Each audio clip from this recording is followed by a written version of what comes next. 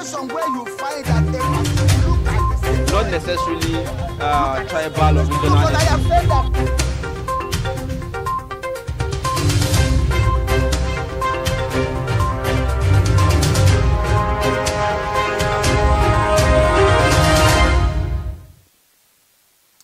All right, thank you for staying with us. It's Daybreak reaching you from Trust Television. And yes, we are going to have a look at the dailies on Daybreak. Let's look at the stories that made the headlines. We have in the studio Jibrin Ndache. He is a journalist and also former advisor on media to the Niger State Governor. Now, welcome to the show. It's my pleasure to be here, Ivo, and good to see you again. Good to see you too. Yeah. All right, let's have a look at some of the stories. Now, beginning with the one saying, worry over acute shortage of airworthiness inspectors in airports. That's on page 18. VAT row. More northern states team up with FIRS. You find that on page 8. And there you have beside that Trust TV. On channel 164 Star Times, and also on free to air. In case you're watching this online, just know that you can also watch us on TV. Despite the lead story says, despite diplomatic interventions, Ghanaians resume hostility against Nigerian traders. The writer there, 3,000 businessmen threatened, over 3 billion naira lost. You'd see also government must act on legal, political, and economic technicalities. We are not aware of recent onslaught. That's according to Diaspora Commission. You'd also find the pictorial there showing you some Nigerians that are doing business there, stranded sort of in some way.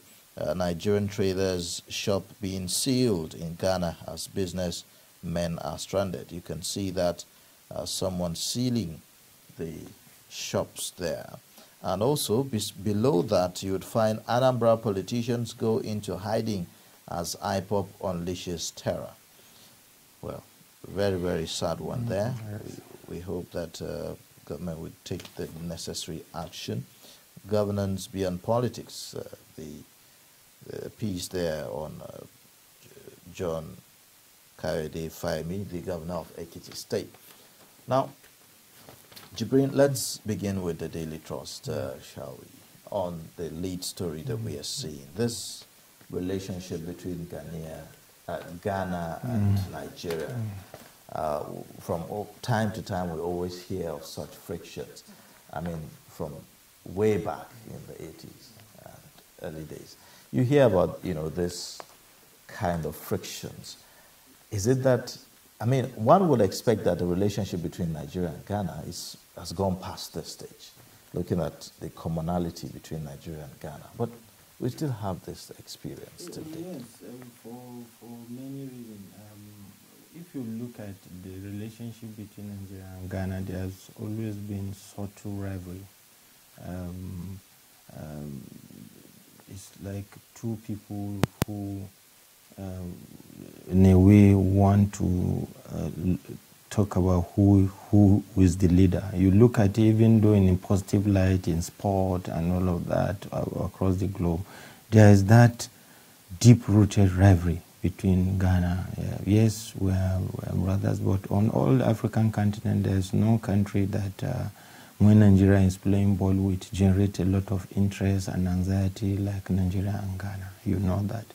At continental level, at international level. So it has always been like that. But you expect, like you said, that Nigeria and Ghana will have a smooth relationship, especially considering that we are brothers and all that. But there are also issues. The domineering nature of Nigeria is not only in Ghana, all over the world. Wherever Nigerians find themselves, one, Nigerians are skilled. A lot of them, and when they go, they hold the ground and occupy a lot of space. Anywhere you go, you can't miss out in Nigeria. And like one person said that if you see any black person walking confidently on any street around the globe, you find out very well he must be in Nigeria. But what I also tell people is that when you visit somebody's house, you also need to respect the ground rules. The sense and sensibility of the people, that is also very important, because there are instances in our travel as journalists that when you relate with ambassadors of Nigeria in other countries, some complaints that you hear is that the way some Nigerians conduct themselves outside the country, you cannot superimpose your own rule on people, on a country which have certain rule on that is on one side. But on the other side, it's also important that government to government must sit down, you know, and iron out, like Daily Trust did. It's pointed out on the front cover and the analysis, issues of legal economy and all of that. Well, of course, these countries are ECOWAS country. You forget about even the relationship. There are ECOWAS protocol. There are rules and regulations guiding countries, citizens of one country doing business in other part of any African country. So those rules must be followed, and then they also need to respect Nigerians for who they are. If they are making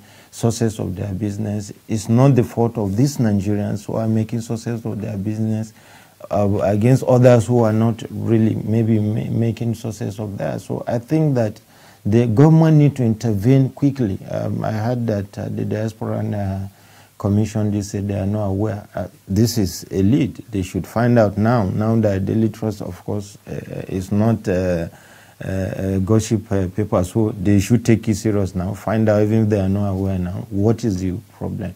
What are the rules? What are the in the last meeting that they had, the Nigerian government and Ghanaian government? What happened? Because like you said, it's one crisis too many, and at every time that it happened, you recall even one time that Nigerian embassy was, I think the house of the ambassador, I can't recall quite really that yes.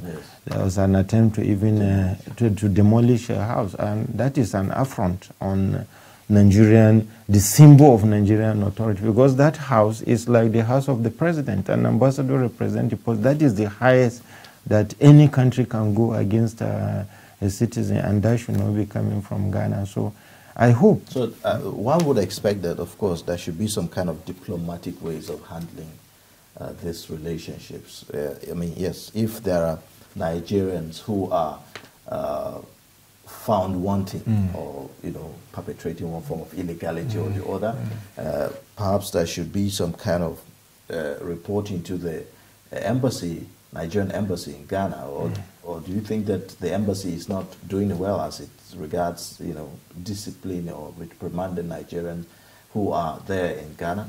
Yeah, it may be two-way. One, it is possible that some Ghanaians are taking law into their hands when this happens, because if you look at it, a large number of these people are into small businesses. If you look at it, they are not high profile, so to call. They are not in the maybe in the high tech, or quite a number of them are people you find who are largely not even, some are not in Accra, so maybe in Kumasi and other places, or even if it's in Accra, some are quite a number of them in the markets and other places. If you visit Ghana, some of the major market. So what I think is that maybe some of them, some Ghanaians in this relationship, they don't even wait to take any of the issue to Nigerian embassy. Or on the other hand, Nigerian embassy may not be very proactive in responding to maybe a report from maybe Ghanaians or Ghanaian. But I think that based on what has been happening consistently, there's a need for all stakeholders, the Ghanaian government and Nigerian government, particularly our embassy in Ghana, to be very proactive. We're brothers, like you rightly noted, and we need to sustain that level of cordiality in relationship, which is very beneficiary. There are quite a number of Ghanaians who are also doing business in Nigeria, all over Lagos, Abuja, and other part of Nigeria. So it's important that we maintain brotherly relationship, not just with Ghana, but among ourselves. We are ECOWAS members, we're Africans. I mean, you know. And looking at this, and with the whole idea of the AFCFTA, yes, Africa Continental Free Trade Agreement, one will wonder what will now happen if, you know, we like go into this full. If you go into the, and that is why again, Ayuba, one of the lessons for Nigeria is that this idea, whatever protocol we are signing, whether FAD or not, that we must, that self-interest about Nigeria is very important, and that is why even our own foreign diplomacy, some experts have argued that this idea of course,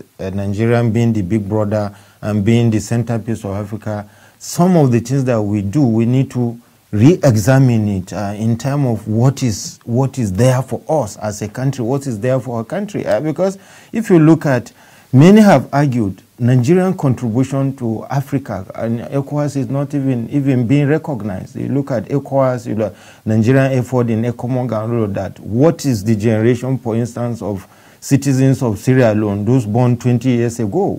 How do they know that a lot of Nigerian officers and men who pay dearly for the peace that they enjoy in Liberia and Sierra Leone and even other parts of Africa? So Nigeria need to redefine is consistent focus and saying that Africa is the centerpiece of its foreign diplomacy. Yes, it's okay as a big brother, but as a big brother, one you require those you do something for must respect you for who you are. They must respect you for your sacrifice, but you must also ask, when your citizens go to these places, are they respected because of the sacrifice that their officers and men or they have done on behalf of the country? You look at ECOWAS, Nigeria is the number one, what do you call it, in terms of contribution to ECOWAS. Of course it's expected, but what are we getting in terms of, yes, that.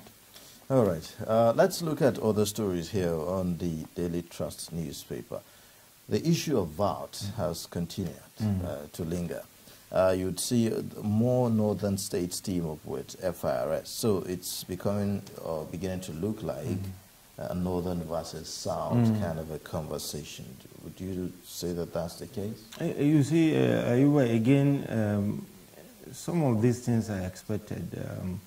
If you cast your mind back, anytime a general election is coming very close, 2 years, 1 year, a lot of heightened tension. Ordinarily, these are not issues that, these are very technical issues that it should be given. It's not something, but every issue in Nigeria is looked at from this prism. These are very clear, and experts have talked about this.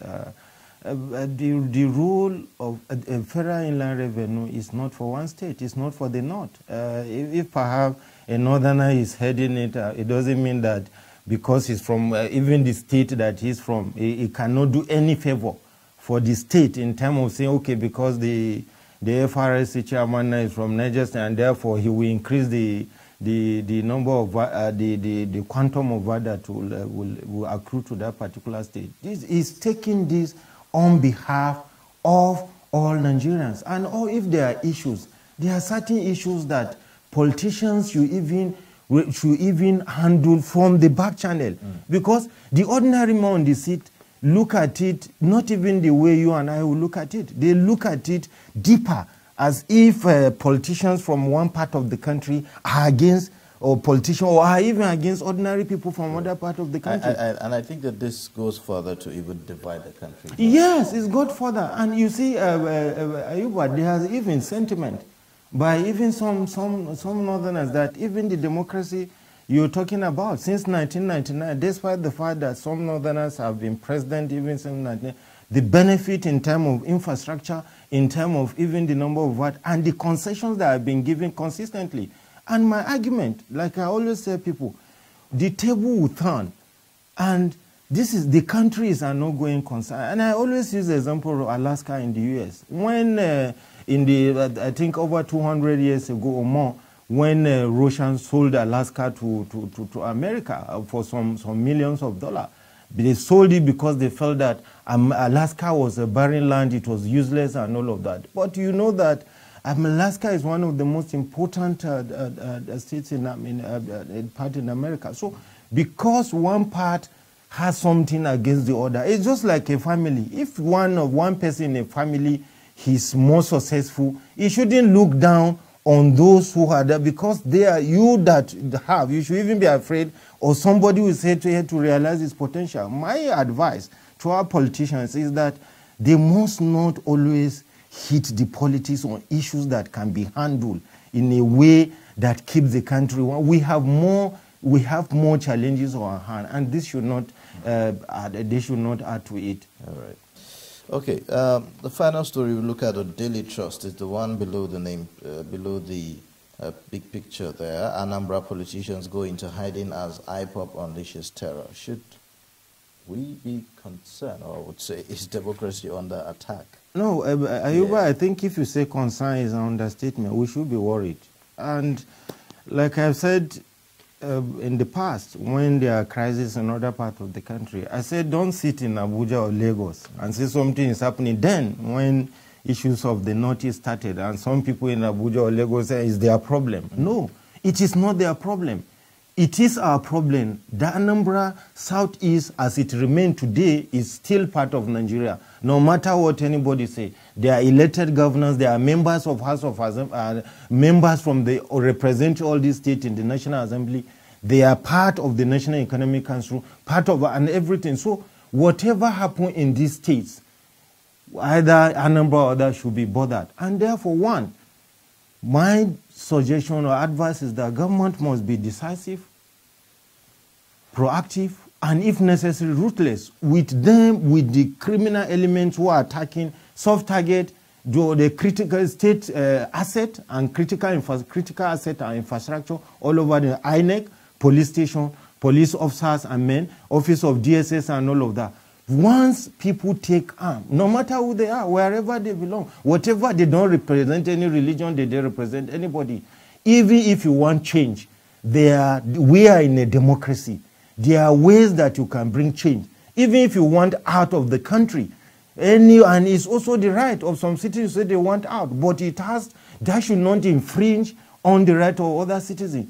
Because the citizens have right, because you want change. It doesn't mean you should use violence against the people. As at yesterday, there were reports that DSS, Department of SS office was burned, that of Federal Road Safety, and that has been ongoing. So I expect that government must be decisive and, if possible, ruthless on all the criminal elements in the south and indeed other parts of the country, because they are taking Nigerians for granted as it is today.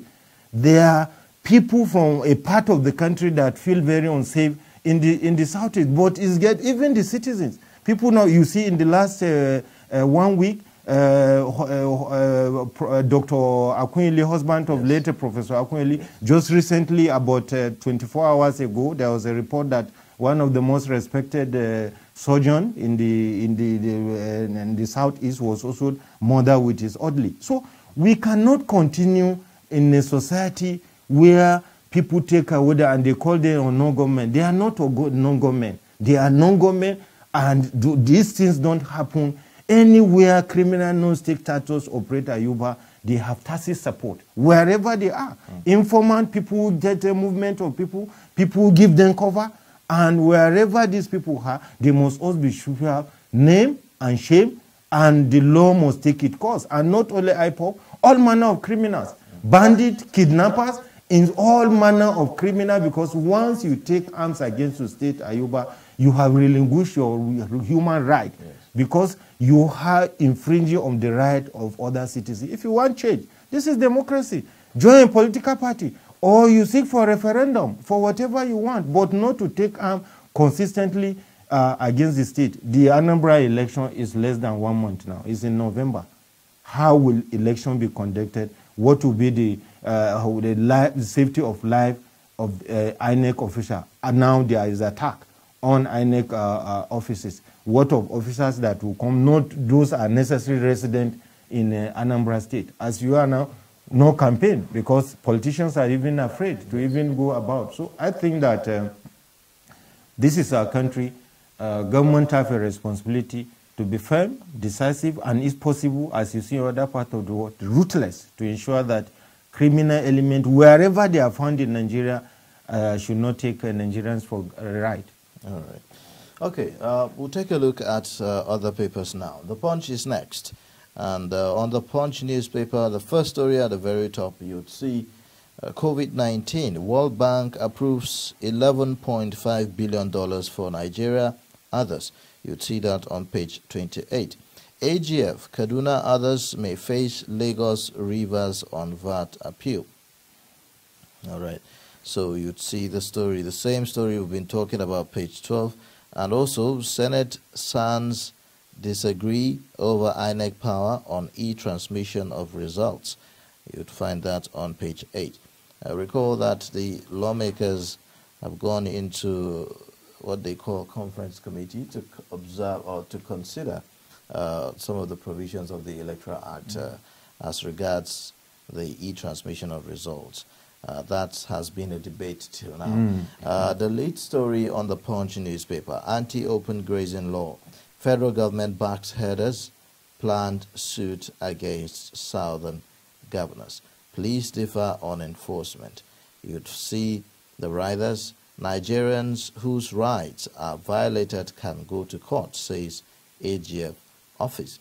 You'd see also law difficult to enforce without force headquarters backing. That's according to the police. You would see below the nameplate there, Buhari lands in Addis Ababa for Ethiopia Prime Minister inauguration. And then that's the picture you are seeing there above. The other stories there say, Senate summons FAN MD over 1.5 billion naira indebtedness to NIMET. You'd see also Anambra killings, 2 gunned down, DSS office burnt, teaching hospital invaded. Ondo lecturer kidnapped on deplorable Akure-Ado highway. Abductors demand 10 million naira. You'd find that on page 5.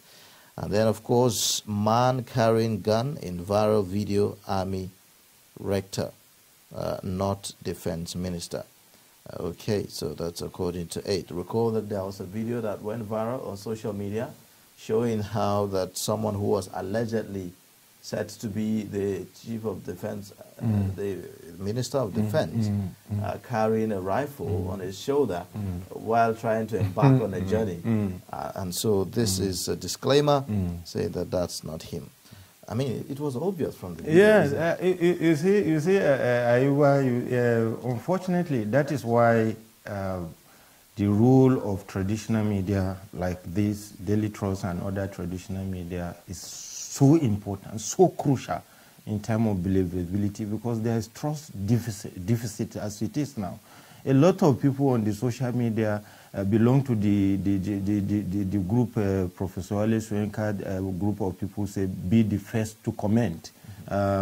They look at things, they don't look at it from the value of it, they don't have the capacity to even interrogate it, to contextualize it. It's easy if you look at the age of the Minister of Defense.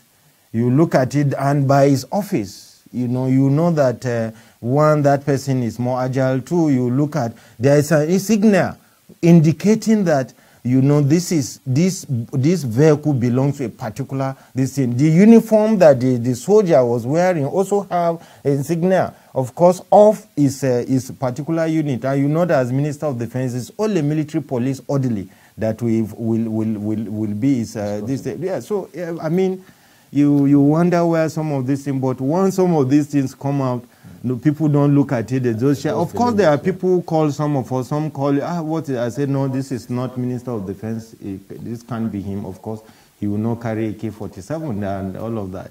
But some people I guess maybe because of the previous statements attributed to the former minister about Nigerians should defend themselves. Yes, maybe, yeah, maybe. So maybe it became easier to believe and all of that. All right, let's take a look at other stories. 4 Lagos church worshippers, beg your pardon, killed, mounting flag as electric cable snaps. Okay, that's quite a tragic one there. Army begins 3 special operations against kidnapping, banditry, others. Now, let's take a look at this lead stories.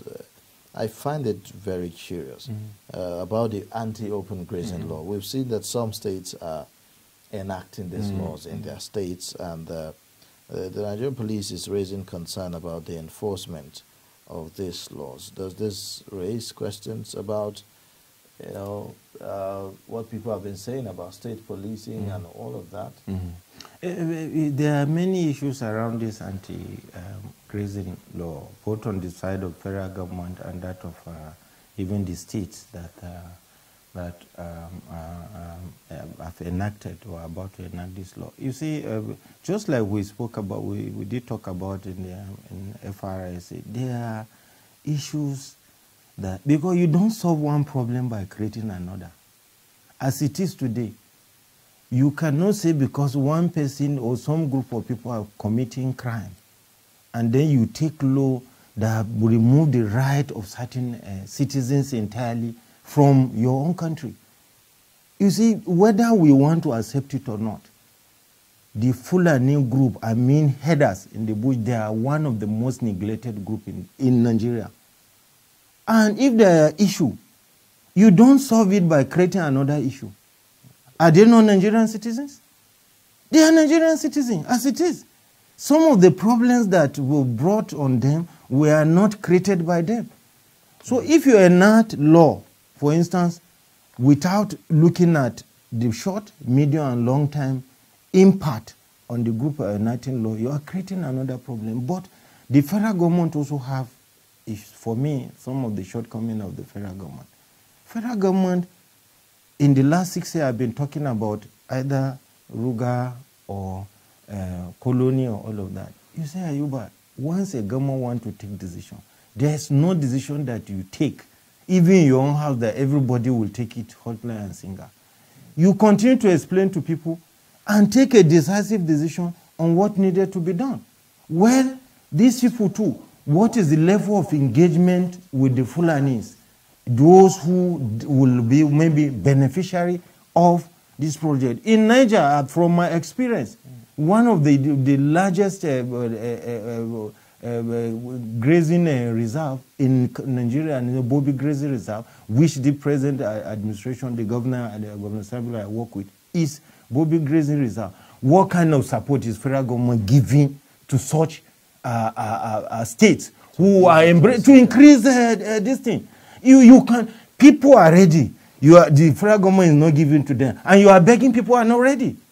It shouldn't be like that. If you have a plan, for instance, on grazing reserve or whatever name you call it, and there are people who are not ready to embrace it, use those who are ready to embrace it as example. So could this indecisiveness or this, lack of, clear position of where the federal government stands, do you think that that's probably why some of the southern governors? Yeah, it may be. It must be. It may be part of the challenge. But my argument or my why I also don't take their own decision entirely is because you cannot take a blanket decision on a citizen of people who that is their way of life. Look, one of the most difficult way to change is the habit. These headers.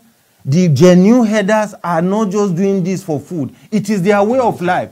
It's their tradition. What is government doing? What are we doing as a country to even sensitize them, to make them understand in a gradual, in a manner way? I remember Ayuba as a professor. I think she's late now. I listened to an interview. This is almost about. She was a professor in Unilag, and they asked her a question about, permit me the use of language, genital mutilation. I remember that particular interview. And she said, look, you cannot go into a community that does such thing as bad as you think it is, and you don't tell them the negative impact. You don't make them understand. You pour it to them, know what you are doing, and they are doing it within their understanding of their worldview, cultural milieu, what they understand. If you want them to change their way, you have to let them understand the danger of change. You don't just come, what you are doing, you stop. No. You don't. Thank you, Ayuba. But the way we are behaving in Nigeria, when there is a need for change, we pour it on people as if those people, they don't matter. This is their way of life, running into generation. Yes, it has outlived its usefulness, as many of us believe, because they are suffering, if you look at it. But that is their way of life. They don't see it as suffering. They don't look at it as if they are suffering. So what alternative are you creating for them? What way are you taking them off to say, okay, stop what you are doing? This is what I'm doing, and they are seeing it practically on ground. Well, some of the arguments are that, well, these laws are created to help with the fight against, this conflicts between herder and farmers and all of that, which is why they are coming up with this law of open grazing. So, yes. Don't you see that there's a justification? No. Ayuba, when you take laws are made for human beings. You don't take law when there is tension. You don't bring law. You see, a government, are we saying that in this country, all the governor or this government, they don't know that there have been issues, have there not been researches or all manner of discussion in the last 20 years on other farmers' clash? Don't they discuss at federal or at National Economic Council, governors meet through their forums and all of that? Why should it be when there is crisis that when we take spur of the moment decision? Why is it that it's not a well thought out? What is the level of engagement with all the stakeholders, including people who live genuinely? Some of the Fulanis you are talking about have been in this area for 3-4 generations. In the southeast, in the south-south, in the southwest. Some don't even, some of them, they have never even been to the north all their life. That is the place they know. And you are taking law that affect them without necessarily carrying them along, making them understand. And you are taking it in a moment that, a period that is already, there is too much issues of political grandstanding and all of that in the country. All right. Well, let's move on now to the next paper, and The Guardian is next. The lead story on The Guardian, you have 300,000 shareholders abandoned dividends over inflation, red tape. You would also find unclaimed dividends now 70 billion naira, could hit 300 billion if not reversed by 2025. You'd also find FBN Holdings, that's First Bank of Nigeria, Nestle, Nigerian breweries, top firms with unclaimed dividends.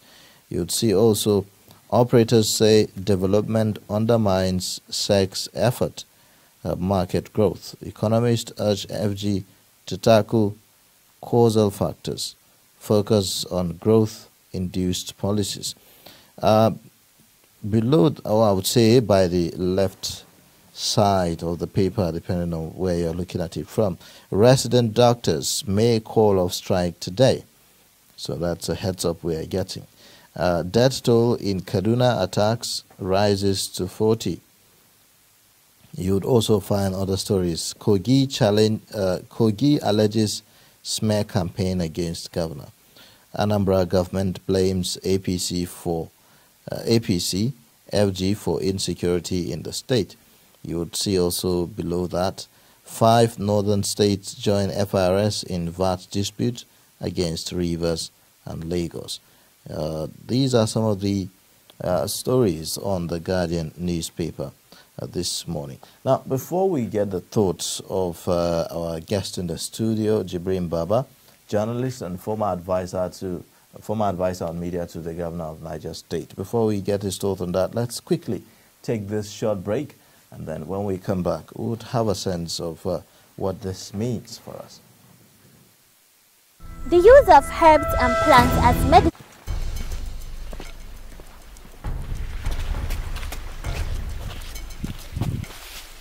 This is the spot, a marking signifying the starting point of the dam. 40. No compensation has been given to any community member, and no place has been earmarked for their relocation. Since why they go, they never come back.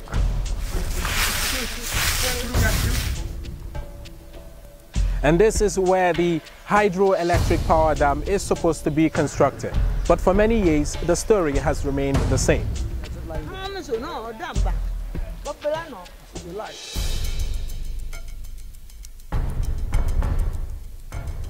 This is the site of the proposed hydroelectric power station in Mambila. But the irony is, no construction has even commenced yet.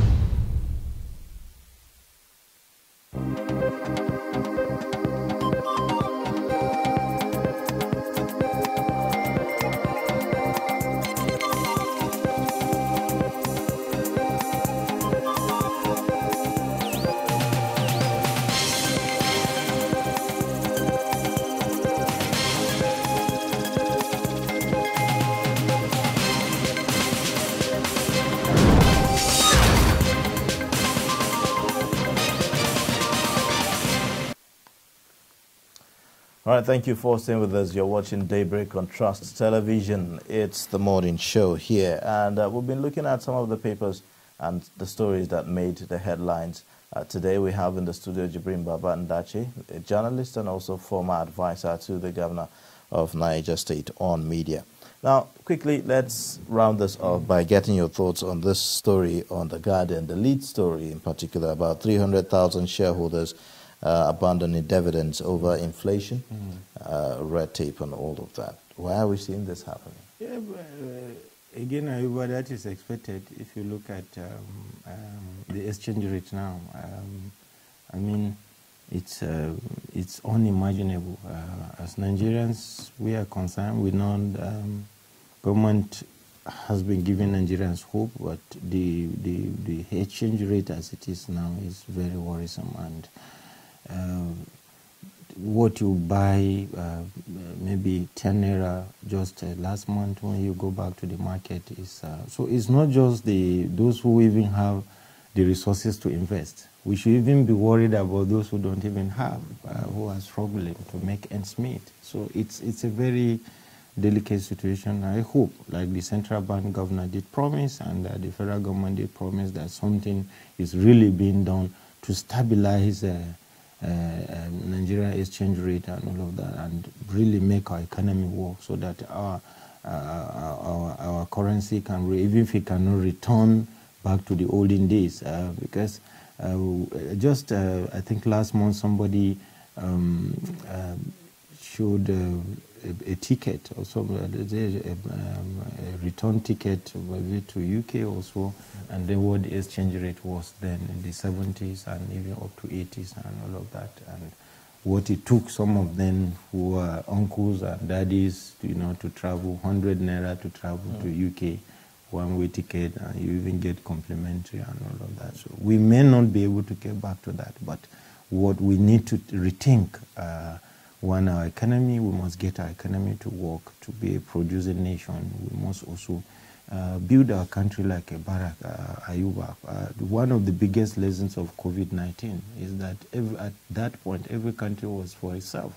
What are we doing to a level? And I say this regularly when I have opportunity, even on other show. Ayuba, if you ask yourself today, what is it that will bring anybody to Nigeria, apart from just generally coming to do business in Nigeria? Is there any niche that you say, okay, this is what stand Nigeria out in the area of health? Like if you are going to India today, even if it's for tourism, the next question person will ask, are you okay? Or are you going for? So what is it that will bring Nigeria, like in the past, that you have teachers in secondary school, in our universities who are from the West Indies, for all over the world, teaching in our university, and even people during apartheid period coming to study in our universities and all of that, lecturing. Do we have that now? As it is today, a country like Nigeria, we are not eating into the chunk of market in having, we don't have a national career. And like one expert told me, Jibrin, Nigeria is center of everything. You can reach every part of the continent in 6 hours from Nigeria. We are wasting it. What are we doing? Where are we as a nation to say what? And that trickles down. Even the states, the so-called state that is a state oil producing, remove the oil from all these oil producing states. What is the economy? Are they regenerating in the way you find Dubai, UAE, Saudi Arabia, regenerating their economy. We are not talking of all that. So we must not just complain or lament. We must continue to rethink our economy at all levels. Federal, states, has created a niche. What will take you now, Ayuba, to any state in Nigeria, like Bauchi, which was where we used to be one of some people will live and say, we are going to Bauchi to go for tourism. You are going to so state. You are going to say. There's one state that I use as an example. During Donadu started Tinapa Resort. Where is Tinapa today? It's almost getting to 2 decades when he started it. You go there now, it is not what he wanted it to be due to lack of continuity, lack of sustainable project and all of that. So we should not just lament, because countries that have stable economy, they have infrastructure, power. We've been talking of power generation for the last 20 years. We are still not up to generate 10,000 megawatts, the biggest country in Africa. So we need to put our economy back on track. As it is today, Ayuba, the federal capital, even in time of national security, if there is any emergency in Nigeria, there's no alternative airport. In all the states close to us, there's no alternative road. The road to Lokoja is being on for over 20 years. The one to Niger, there's no road. To Niger, a dual carriageway. To Nasarawa, if you go to other part of the world, all these contiguous states should have rail line. In case of emergency, airport. In Lokoja, in Mina, in Nasarawa, and all of that. So we need to rethink our economy, not just lamenting, not just talking. If we want our economy, our naira and this thing to stabilize, we must work towards it. We must rethink how we do business, put our infrastructure in place, road, rail, and all of that. Okay. All right, thank you so much. We've been speaking with Jibrin Baba Ndache, journalist and also former advisor on media to the Niger State Governor. Thank you for coming on the show this morning. It's my pleasure to be here. Thank you very much. Yes, he is our newspaper review.